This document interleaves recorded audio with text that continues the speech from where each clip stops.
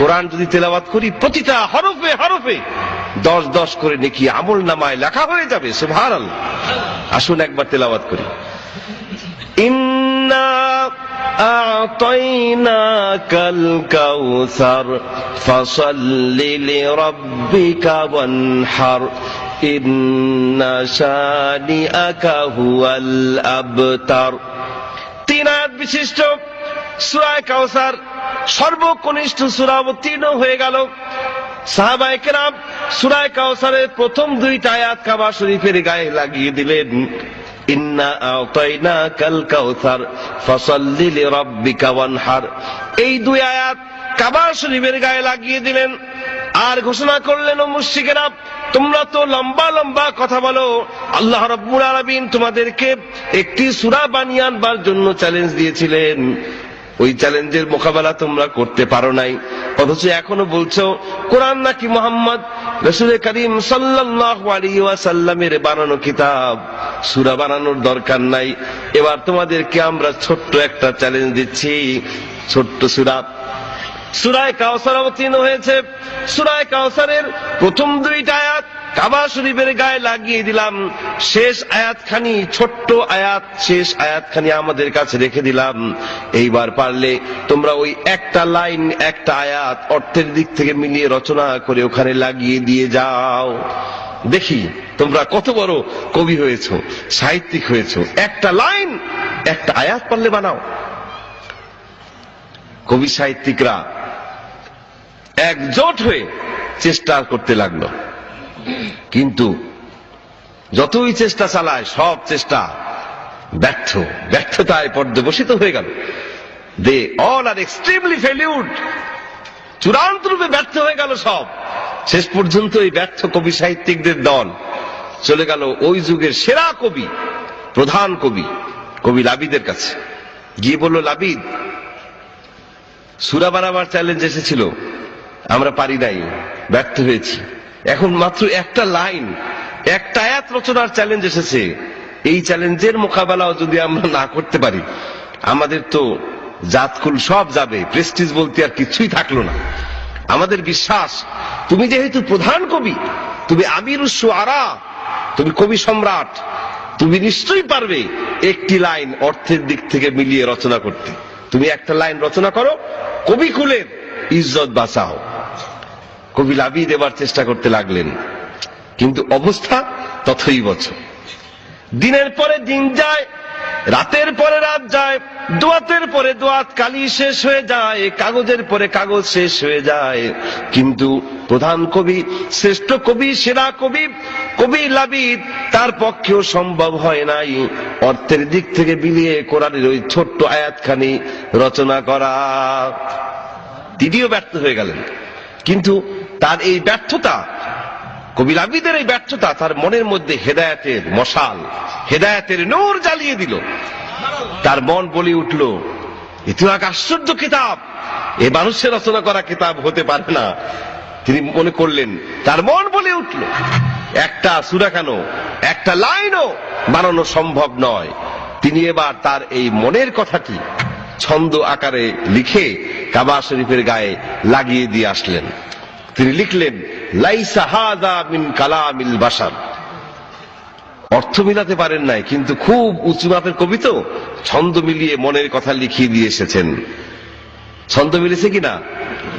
ইন্না আ'তাইনাকাল কাউসার ফাসাল্লি লিরাব্বিকা ওয়ানহার লাইসা হাযা মিন কালামিল বাশার। ছন্দ মিলল কিনা? ছন্দ তো মিলছে, কিন্তু অর্থ কি দাঁড়ালো? অর্থ যা দাঁড়ায়, এই অর্থ দিয়ে কবি লাবিদ গোটা বিশ্ববাসীকে জানিয়ে দিল, ও বিশ্বের মানুষেরা, আরবি সাহিত্যের চরম উৎকর্ষের যুগে আরবের সমস্ত কবিকুল আমরা ব্যর্থ হয়ে গিয়েছি, কোরআনের একটা লাইনও বানাতে পারি নাই। আর কেন বানাতে পারি নাই জানো? তার কারণ হচ্ছে লাইসা হাযা মিন কালামিল বাশার, এটা কোন মানুষের রচনা করা কিতাব নয়। লাইসা হাযা মিন কালামিল বাশার, এই কথার অর্থ হচ্ছে এটা কোনো মানুষের রচনা করা কিতাব নয়। কবি লাবিদ এবং তার দলবল একযোগে আল্লাহর পেয়ার হাবিবের দরবারে গিয়ে ব্যর্থতা স্বীকার করে কালেমা পড়ে ইসলাম কবুল করে নিয়েছিল। মানুষের কথা গেল। এবার দেখুন জিন জাতি অদৃশ্য এক জাতি, এই জাতিটাকে দেখা যায় না। সেই জাতিও ইসলাম কবুল করে নিয়েছিল, আল্লাহর দ্বীনকে মেনে নিয়েছিল। কিভাবে? জিন জাতি হাজার হাজার বছর বয়স পায়। রাসূল করিম সাল্লাল্লাহু আলাইহি ওয়াসাল্লামের যুগের জিন আজকের এই দিন পর্যন্ত জীবিত থাকতে পারে। আশ্চর্যান্বিত হবার মতো কোনো বিষয় নয়। যেই সমস্ত জিনেরা তাওরাতের তেলাওয়াত শুনেছে, জাবুরের তেলাওয়াত শুনেছে, ইনজিলের তেলাওয়াত শুনেছে, সেই সমস্ত জিনেরা যখন আল্লাহর পেয়ারা হাবিবের পাক জবানে কোরআনের তেলাওয়াত শুনেছিল, তারা পর্যন্ত বলে উঠেছিল, ইন্না সামি'না কুরআনান আজাবা।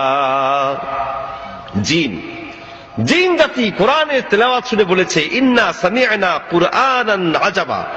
কি আশ্চর্য কিতাব, হোয়াট এ মিরাকল! কি এক অলৌকিক গ্রন্থের তেলাওয়াত আমরা শুনলাম। এত গ্রন্থের তেলাওয়াত শুনেছি, পাঠ শুনেছি, কিন্তু এরকম আশ্চর্যজনক গ্রন্থের তেলাওয়াত বা পাঠ এর আগে তো আমরা শুনি নাই। ওই জিন জাতীয় আল্লাহর পেয়ারা হাবিবের দরবারে গিয়ে কালেমা পড়ে ইসলাম কবুল করে নিয়েছিল। সুবহানাল্লাহ। তো মানুষ গেল, জিন জাতি গেল, এবার একটা যন্ত্রের কাছে আমরা যাব। দেখি ওই যন্ত্রটা কোরআন সম্পর্কে কি কমেন্ট করে। এই যন্ত্র গম ডাল ভাঙানোর যন্ত্র না, এটি তিল ভুসি পেশার যন্ত্র নয়। এই যন্ত্র হচ্ছে এমন এক শক্তিশালী যন্ত্র, যেই যন্ত্র দুনিয়ার এমন কোন জটিল হিসাব নাই যা সে করতে না পারে। ওই যন্ত্রের দৌরাত্ম্য এত দূরে, সেই মার্স প্ল্যানেট মঙ্গল গ্রহে পর্যন্ত রকেট পাঠিয়ে দিয়েছে, মনুষ্যবিহীন রকেট, কোন মানুষ নাই রকেটে। মঙ্গল গ্রহে রকেট সেখানে ল্যান্ড করলো, সেখানকার ছবি টবি তুলে দুনিয়ার মাটিতে পাঠালো। আমেরিকার মহাশূন্য গবেষণাগার নাসায় বসে বিজ্ঞানীরা ওই মঙ্গল গ্রহটাকে যেন হাতের মুঠোয় নিয়ে আসলো। এই সব কর্মকাণ্ড পরিচালনা করলো যে যন্ত্রটি, সেই যন্ত্রের কি নাম? কম্পিউটার।